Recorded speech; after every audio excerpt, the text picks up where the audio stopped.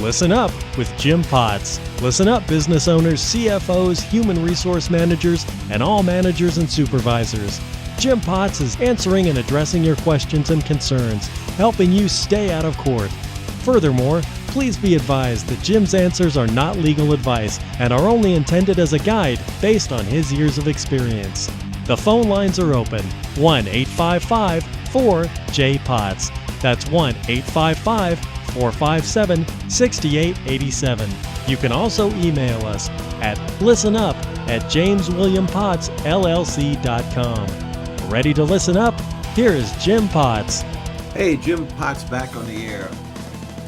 I want to tell you, I've talked about disability, leaves of absence, and things of the past, and it's a very frustrating situation for employers about leaves of absence and how do they handle somebody they haven't heard from for a long time, and the issue about doctor's notes, etc. And, person, is out sick. How do I really know they were out sick, etc., etc., etc.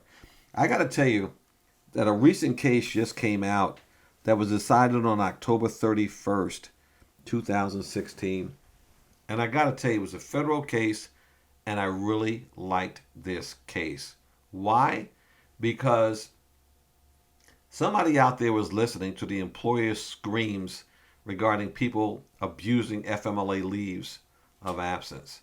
So I thought it was pretty good, and I wanted to share that with you because it basically is what happened was an employee for an airlines company that was terminated because the employer figured out that his reason for going out on his leave of absence was fraudulent. Now, employers go through this all the time, and they suspect it. It's hard to prove, and they can't do anything about it. This particular employee was terminated regarding his fraudulent claim or a request for leave of absence, and so when the employer fired him, when they did the investigation, he came back and screamed retaliation. Of course, that's in every lawsuit when somebody gets fired these days. Retaliation. It drives us crazy. But at any rate, here's what happened. This individual went on an authorized vacation, and so it was approved. But here's what it was. He needed 2 more days than his vacation allotted for. He needed 2 more days from when his vacation allotted for. So what did he do? On the back end of his leave of absence, he claimed that he needed 2 days of intermittent FMLA leave for those 2 days, and tried to get people, he called from afar to try to get somebody to take those 2 shifts. The employer catches wind of it, and they start, asking the questions, because his rationale was, that is the plaintiff, the former employee, was that he had been granted intermittent leave before because he had suffered from anxiety attacks, if you're ready for that one. Panic attacks, some people call them. So he had had an opportunity on previous occasions to take intermittent leave, which is just simply meaning you're not out for the whole 12 weeks all at one time. You're using a day here, a day there, etc. Now, his vacation took him overseas. Now, when the employer conducted their investigation, because a lawsuit was filed after I want to just tell you that when they got the information was after the fact, to a certain extent, that some of this information rather is after the fact, that his wife, who went on a vacation with him, her return date was at the end of those 2 days. So clearly she wasn't coming back 2 days. They weren't planning ever on coming back 2 days early. So he wanted to be able to say that he had these anxiety attacks, and that's why he used the intermittent leave. So his argument was that somehow or another they had a problem with their flight. And as a result of their flight being problematic for them, he went into anxiety attacks. And as a result of the anxiety attacks, from the fact he couldn't get the flights back that they wanted from overseas, he had a panic attack, and therefore he had a right to these 2 days of intermittent leave. Now, when they actually started investigating, they started looking at the other times that he had been on vacation, the same exact scenario. So it was clear that he lied. He lied in terms of why he needed the intermittent leave. Now, this was an extensive investigation, and the court was not happy with this individual. And I just want to read some things to you here from the decision. Now, basically, the court's rationale was that Congress had enacted the FMLA to balance the demands of the workplace with the needs of families and to entitle employees to take reasonable leave for medical reasons.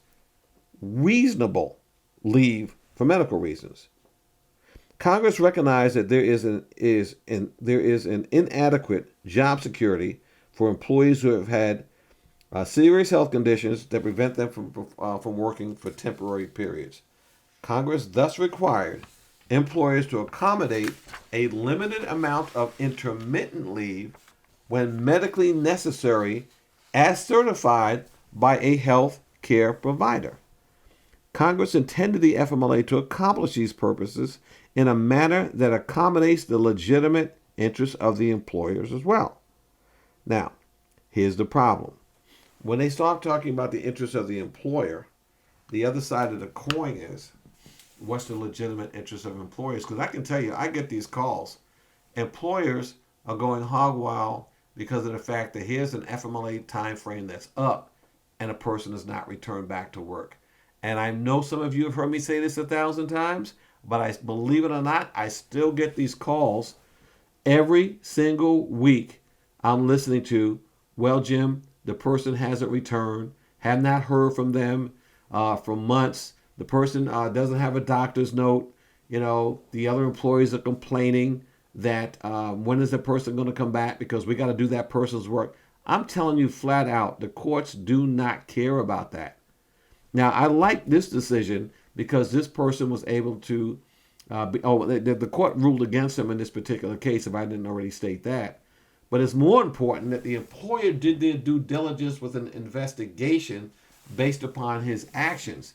Now, I am not even close to suggesting that employers, every time that somebody's out on a leave of absence or requesting a leave of absence, they start doing an investigation. They had a unique situation with that, and it's a good decision in my opinion. But the last thing I want is for you to start doing some kind of hard target investigations. I had one the other day where a client called because of the fact that the person came in, submitted a doctor's note, and this person called the doctor's office to find out whether or not the note's legitimate. Look, don't waste your time with this.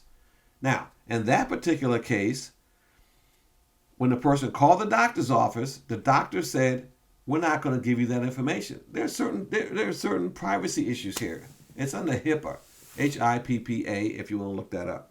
So the doctors are not going to get sued by giving out private, confidential information. But when this person called, the nurse told her that, in fact, that no, she hadn't been to the office, that she possibly had been at another office because they didn't have her down. Well, as it turns out, the second office that the nurse referred him to was the mother-in-law of the person with the insufficient note, we'll call it. And come to find out that it was more than likely that the mother-in-law wrote the note or gave her the note, and that, in fact, she was truly may not have been ill. And then, the client was very upset and emotional that she feels like, they defrauded him. I'm like, look, how are you going to prove that if the doctor's offices, both doctor's offices are telling you that they're not going to give you out any information on this? And even though they may have confirmed that the other person worked there, so what? They're not giving out any other information. So what did the client want to do? The client then wanted to turn around and call somebody on the board of trustees who she knows that oversees both of those two medical facilities and let them know about the mother-in-law and what the mother-in-law had done. Why are you going through all of that? It was my question. You got to leave the emotions out of this regarding these medical leaves of absence. California, as I have told you, you're worried about FMLA? California law is stricter under the Fair Employment and Housing Act. So some of you may get tired of me saying this, but I'm just telling you, I'm still being confronted with these situations. Please, when somebody's out on a leave of absence, leave them alone. Don't be calling them. They're going to contact you if they don't contact you. You haven't heard from them in 6 months? Move on. Don't take them off the books. Don't do anything. And the person may disappear. You may never hear from them again. Who knows? But whatever you do, don't put yourself in a situation where you're going to be sued, messing around with this thing about doctor's notes and the rest of that. And by the way, in California, if anybody takes off on those first 3 mandatory days, with the mandatory sick leave in California of 3 days, you can't ask for a doctor's note anyway. Other than those 3 days, yes, you can. The last thing I want to tell you in closing is to send out a reminder out there that January 1st, there's a new minimum wage in California, don't forget. It's going up to $10.50 per hour. All right? January 1st, $10.50 an hour in California. Some of the cities like Los Angeles, San Diego, some of these other places may have a different scale. San Francisco area, I believe, is another one.